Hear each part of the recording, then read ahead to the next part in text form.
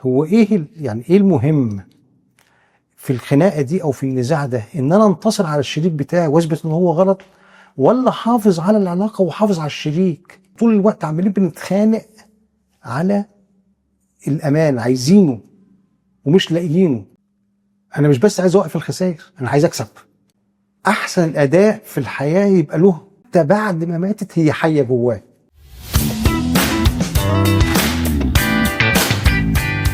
مساء الفل يا دكتور اشرف. مساء الفل. الحمد لله على السلامه. الله يسلمك. احنا يعني خوفنا الناس شويه. والله لا، مش خوفناهم، احنا بنصارحهم باللي ممكن يحصل علشان تبقى دماغهم جاهزه ان هما لما نقول على الحلول يستقبلوها بصح.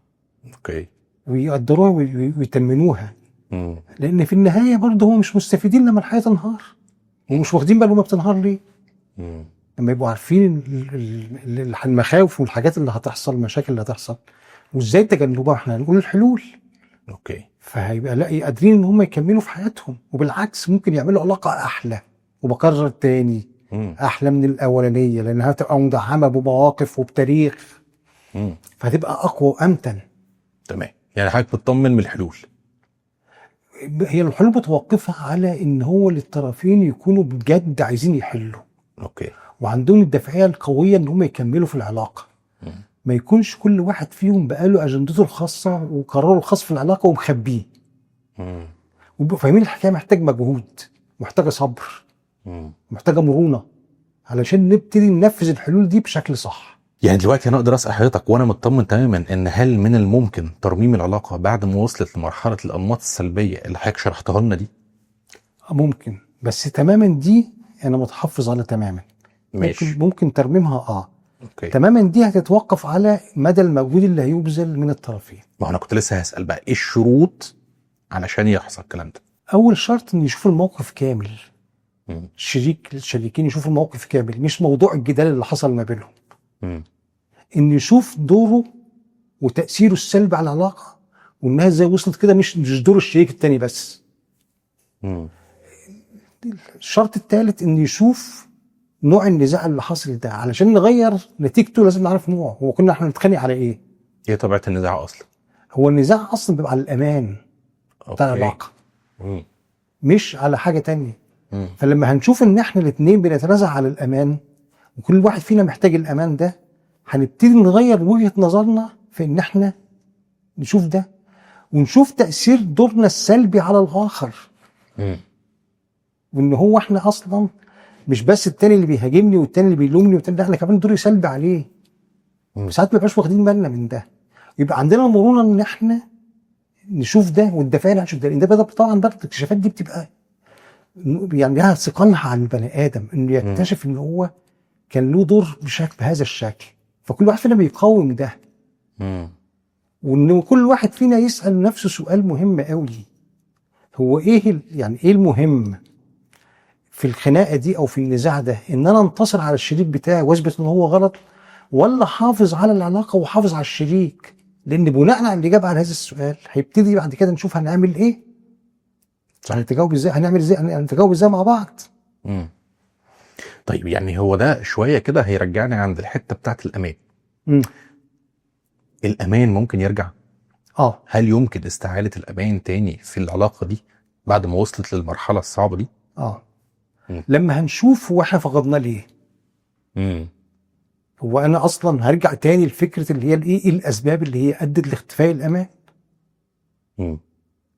اللي هو الواحد فينا اهمل شريكه، ما كانش مشبع له وجدانيا، ما كانش مراعي لاحتياجاته، ما كانش موجود باستمرار معاه وداعم له، حصل له نوع من الخذلان، النوع الانتقاد واللوم الدائم اللي بيخليه يحس ان هو مش كفء في العلاقه. فبالتالي ان هو بيحس ان لا، بيبتدي الدماغ يبقى ياخد الحذر، بيبتدي بقى سوء الظن والشك والاحساس ان التاني بيرتب لحاجه وان هي الحكايه تنفصل. ساعات بيبقى ده بيحصل واحنا مش فاهمين ان ده تاثيره عليه. اوكي. فهل لما ده هيوقف ويتطور لحاجه تانية احسن هيبقى كده؟ لان هو احنا بيبقى طول الوقت عمالين بنتخانق على الامان، عايزينه ومش لاقيينه. تمام. واي مشكله بتحصل ما بيبقاش مسؤول المشكله نفسها سبب بنخبط في الاساس بتاع العلاقه. ومبقاش عندنا النظره بتاعت ان احنا نشوف الحاجه على بعضها. لا، ده احنا عمالين نخبط في اساس العلاقه وسايبين اللي هو الحاجات التانية، والمشاعر السطحيه بتاعتنا والمشاعر العميقه بتاعتنا، ودول حاجتين منفصلين عن بعض. يعني دول حاجتين بنتعامل بالمشاعر السطحيه والمشاعر العميقه اللي موجوده، بتحرك الاتجاهات جوانا وبتحرك افعالنا، احنا مش واخدين بالنا، مش شايفينها. يعني انا محتاج افهم قوي يعني ايه المشاعر السطحيه والمشاعر العميقه.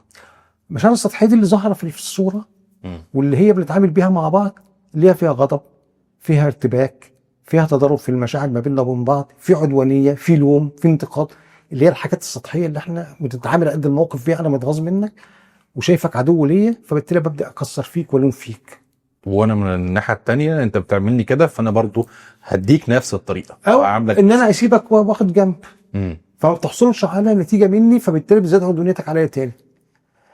المشاعر العميقه بقى اللي هي الموجوده بجد بقى، اول حاجه في خوف من الفقد، خوف من الهاجر، خوف ان انا ما اكونش مشبع ليك وما اقدرش اكون داعم ليك، في احساس بالخزي ان انا ما اكون ما اديش دوري صح او كويس، في احساس بالخذلان ان انا ما قدرتش، اللي قدامي ما قدرش يديني اللي هو يدعمني ويخليني ابقى واثق في مكانتي عنده.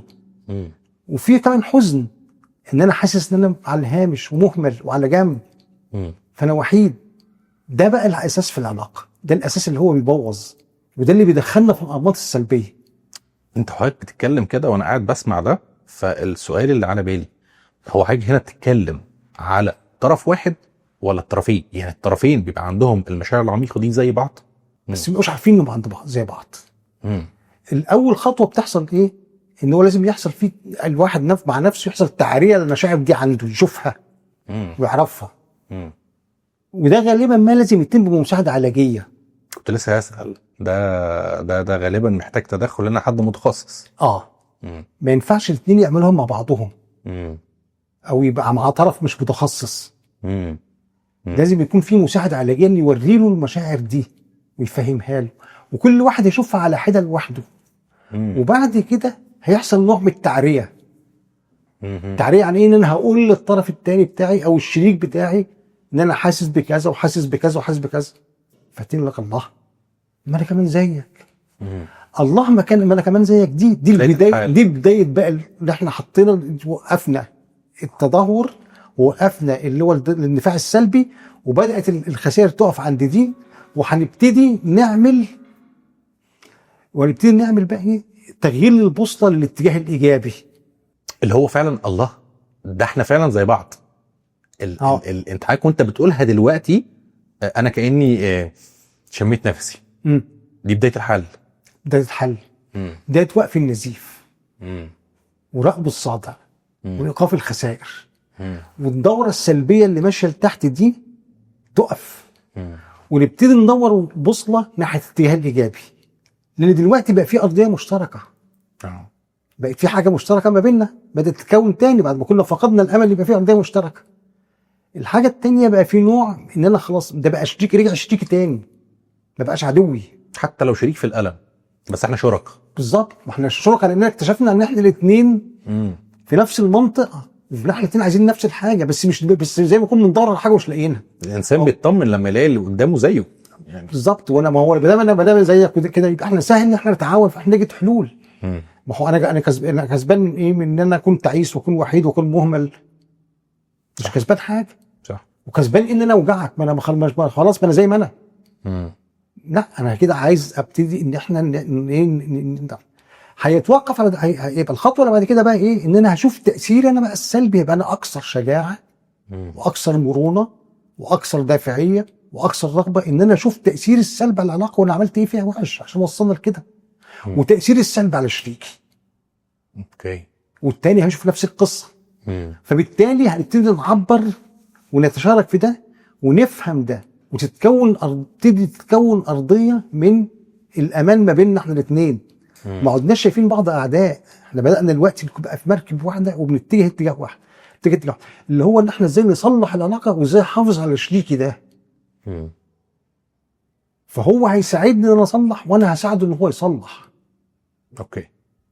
ما عادش في خوف بقى من ان انا هطلع المخطئ او الملام او العداء او ان انا السلبي او انا لا، ده احنا خلاص حصل تعريه كامله لكل اللي هي التفاعلات السلبيه اللي حصلت دي، وان احنا فهمنا ان التاني لما كان بيزعق وكان بيلوم وكان بينتقد وكان كده كان بيدور على الامان، عايز اي رد فعل مني انا ان انا اخليه هو يفهم ان في امان، لان ما زلت موجود وعايزه.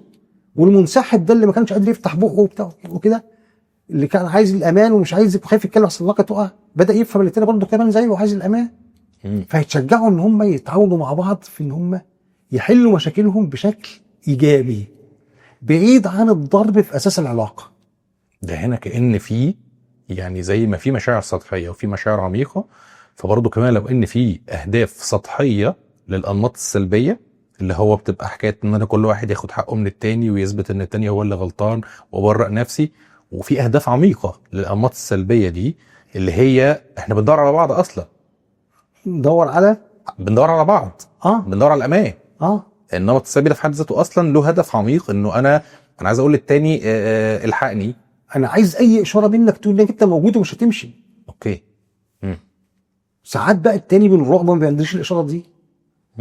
بالعكس التاني كل ما يزعق كل ما ده يبعد، وده كل ما يبعد كل ما ده يزعق، فعمالين يلفوا حوالين بعض ومش ملاقيين بعض. انا يعني وحضرتك بتتكلم كده كاني بشوف رؤيه ال الشخصين دول في العلاج، ورصيد النمط السلبي ده، الرصيد السلبي اللي كان عامله في خناقاتهم قبل ما يبداوا العلاج، بيتحول انه ده رصيد ايجابي. ده انت مهما زعقت ومهما عليت ومهما قلت، ده يظهر ان انت كنت محتاجني، وانا برضو مهما انسحبت ومهما بعدت، ده يظهر ان انا بعمل كده عشان فعلا مهتم بالعلاقه. ايوه. انا ساعات كل واحد فينا مبقاش فاهم وشايف مدى تاثير السلب على الاخر، وانه بيفاجئ بان له كم هذا التاثير على الطرف الاخر. ومبقاش فاهم ان انا وانا قد كده مهم بالنسبه لك وقد كده مؤثر في حياتك لهذه الدرجه. ساعات مش فاهمين ده. فساعات بنوجعهم واحنا مش قاصدين ده خالص.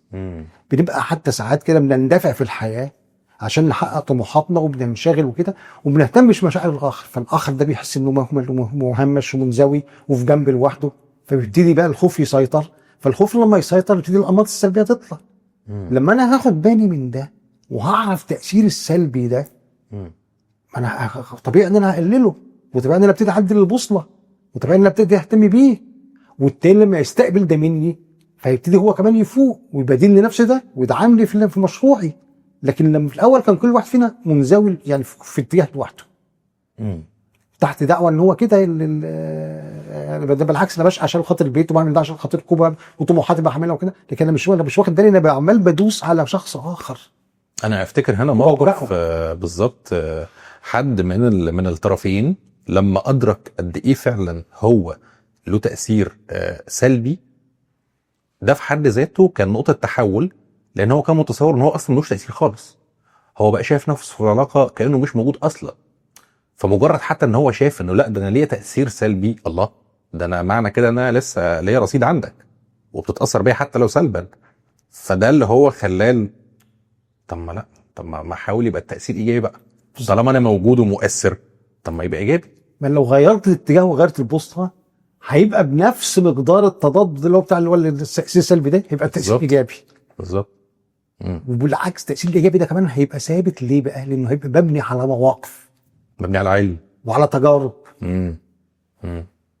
بس هو لازم ناخد بالنا ان احنا وقفنا نزيف الخسائر ووقفنا الدوران العجل في الاتجاه السلبي كده وقفت، لكن ممكن يحصل مشاكل تانية وهنات تانية. لازم نبقى يعني متيقظين جدا ان احنا ما نخشش تاني في دايره الانماط السلبيه. اوكي. ونتعامل مع المشكله على قدها ونحاول نوجد لها حلول من غير ما نضرب في اساس العلاقه تاني. خليني كده الخص كده اللي اتقال علشان يبقى في نقط واضحه. من حيث المبدا، في علاج في امل في امل. شروط ده زي ما حضرتك قلت كده انه بدايه ان الطرفين اصلا عندهم استعداد وان هم تبقى وصلتهم واحده وعندهم صبر وعندهم دافعيه انهم يكملوا. اوكي. يبقى فاهمين الحكايه محتاجه جهد ووقت وما ينتظروش نتائج مبهره بسرعه. لا ده خطوات وعلى المهل وهتتعمل. هم يعني لو عارفين اللي هيشوفوه هيبقوا ماشيين بالراحه، لان زي ما حضرتك بتقول يعني هنبقى محتاج الشخص نفسه في حد ذاته بينه وبين نفسه انه هيتعرى بينه وبين نفسه، ده اولا، ودي حاجه مؤلمه جدا مش حاجه سهله. وبعد كده بعد ما كل واحد فيهم هيتعرى بينه وبين نفسه، لا ده كمان احنا هننكشف على بعض في ده. فهي فعلا يعني حاجات مؤلمة جدا وحساسة جدا ومحتاجة وقت طويل فعلا مش وقت قليل. فلازم ابقى مستعد، عندي دافعية ومرونة وصبر، وان ده يبقى احنا الاتنين كطرفين في العلاقة مشتركين في الاتجاه ده. وسيب الممارسة تعلمنا كمان. فكده احنا خلاص وصلنا مرحلة ان احنا وقفنا الخسائر وبدأت العجلة تدور في الاتجاه الإيجابي وبدأت الدنيا شوية تبقى ألطف وأحسن. طب هو ده كفاية؟ ده سؤال مهم. ده كفاية فعلا؟ هو لا مش كفاية. لأن لازم نبتدي نحط حاجات عشان اللي جاي من عمرنا. أنا مش بس عايز أوقف الخسائر، أنا عايز أكسب. صح. أنا عايز أستعيد تاني العلاقة الدافئة واللي فيها مشاعر واللي فيها ترابط، وعايز كل طرف يبقى مشبع. ومين هيشبعه؟ ما هو الطرف التاني. يبقى لازم يبقى أنا في ذهني إزاي أشبع الطرف ده، إزاي إن أنا ألبي احتياجاته، إزاي أكون موجود جنبه، واللي يكون أهم والمهم جدا كمان أكون وجدانيا حاسس بيه بجد ومحترم مشاعره بجد. ويبقى لنا كده روتين يومي بنعمله علشان ننمي العلاقة كده. يعني مثلا الحضن بتاع الصبح ده اللي قبل ما ننزل كل واحد فينا شغله، المكالمة اللي بتبقى في وسط اليوم، التطمينة بتاعت بالليل لو اتأخر في شغله، الحمد لله على السلامة نورتنا، تسلم ايدك، الخروجة بتاعت اخر الاسبوع، الاهتمام بان انا البي له احتياجه في لحظة او افاجئه بان انا عرفت حاجة هو عايزها هيفاجئه واجيبها له. لازم احط لي رصيد عند الاخر. او حتى المجامله الحقيقيه في تغير بسيط في الشكل، حلقت مثلا، هذبت دقني، حاجات زي دي اعتقد بتفرق. مهم جدا ان انا كمان يبقى يعني انا حلو في عين شريكي. ده حلو بالنسبه للشركاء، ان اكون مستمتع بان انا عايش مع الشخص ده، ان يشوف مني يعني زي ما يكون كده ايه احسن الاداء في الحياه يبقى له. يبقى انا موجه دايما ادائي الكويس ده له، علشان هو ده اللي يهمني بجد. بالبلدي كده ما استخسرش فيه اي حاجه كويسه جواه، ما تبقاش حسبه. اصلا لو عملت كده هو هياخد على كده، اصل بعد كده مش عارف لا. انت كل ما يجي لك فرصه تعمل حاجه كويسه مشبعه للطرف الاخر اعملها. ده رصيد هيتكون، والرصيد ده هو اللي هيصمد ضد الحاجات دي. الحاجه التانية كمان مهارات الاستماع ومهارات التواصل لازم نتدرب عليها. لازم نتعلم ازاي نسمع بعض. لازم مش نسمع علشان مجرد السمع او عشان ارد على اللي انت بتقول، لا ده انا هسمع بجد عشان افهم بجد، ولو في الكلام عجبني اتغير. صح. يعني لو انت بتعرض عليا حاجه اسمعها بجد، مش مجرد انا اسمعها عشان ارد عليها عشان انا ثابت على موقفي، لا. طب انا ممكن يكون انت بتعرض عليا حاجه احلى وحاجه احسن فاسمعها. التواصل ده اللي طول الوقت يبقى موجود بين الاثنين ومشبع ليهم هيساعد في تمتين العلاقه. وكل ما ده بيحصل كل ما نسبه الامان بتعلى، ويبقى ساعتها انا مش خايف ان انا اطلع غلطان ولا خايف ان رايي يطلع مش هو الصح. ما انا واصل لي تطمينات منه جدا ان انا اقابلك حتى باي حاجه. صح. وانا معاك مكمل معاك وفرحان بالتكمله معاك. لان انا عايز اكمل ومشبع مستفيد بالظبط ومرتاح. وممكن يبقى فيه اكتر. طيب يعني كأن حضرتك مش بس بتقول انه في علاج وفي امل، لا ده العلاج ده المفترض ان هو هيوقف الانهيار وهيطبب وهيعالج وهيوصلنا لمرحلة من الاستقرار ومش هنقف هنا. لا. ده احنا ينفعش نقف في مرحله كمان من النمو، يعني بقى في استقرار وفي نمو كمان. طبعا ده اللي هو يعني انا فهمت دلوقتي كلمه حضرتك في اول الحلقه وانت بتقول انه لا، ده انت ممكن تشوف حاله احلى كمان من اللي كانت موجوده في الاول. الوقوف معناه خساره. امم الحياه عامه الحياه متحركه، ما ينفعش اكون عايش في حياه متحركه وانا ثابت. الحياه متحركه وظروفها متغيره، فلازم انت كمان تبقى انت متحرك وبتطمح دايما للاعلى. النمو بالظبط، نمو العلاقه وتمتينها طول الوقت. ده حقيقي. وعامل زي ما يكون كده ايه، ما اسيبش فرصه تجيلي الا ما استغلها. ما انا مش عارف انا هواجه صعوبات شكلها ايه، ومش عارف الدنيا مخبيه لنا ايه. فكل ما تجيلي فرصه ازود رصيدي عند شريكي ما انا اعملها. صح. ما هو ده اللي بعد كده هيصمتني. ما انا في الاول خالص احنا كنا بنعاني من ايه؟ ان كل بقت حاجه سلبيه وما عادش حاجه ايجابيه وما عادش حاجه بنفتكرها له، وان الشاشه اسودت تماما فوصلنا للمرحله دي. طب ما انا لما اكتر ده حتى ما يحصل خساره يبقى عندي رصيد. صح. ما هو ده محتمل يحصل، محتمل نغلط، محتمل نضايق اللي قدامنا، محتمل نعمل حاجه مش مظبوطه. فلما يبقى لي رصيد موجود ومتكون هيحمي ساعتها. وعلى ارض الواقع يعني خلينا نكون واقعيين ونقول ان هو قدام في مراحل لاحقه في الحياه هم اللي باقيين لبعض. لما كل مشاغل الحياه العاديه اللي بتواجهنا في الاول تهدى وتخف، ومشاكل الشغل والنجاح فيه واثبات نفسي ومشاكل الاولاد والتربيه و في الاخر هم اللي باقيين لبعض، الطرفين دول. زمان انا اقول لك على حاجه كده كنت بسمعها من ابويا الله يرحمه يقول لي عن امي الله يرحم الجميع، الله يرحمه، ان كان يتمنى دائما ان يومه يبقى قبل يومها، لان هو مش مطمن يبقى موجود في الحياه من غيرها.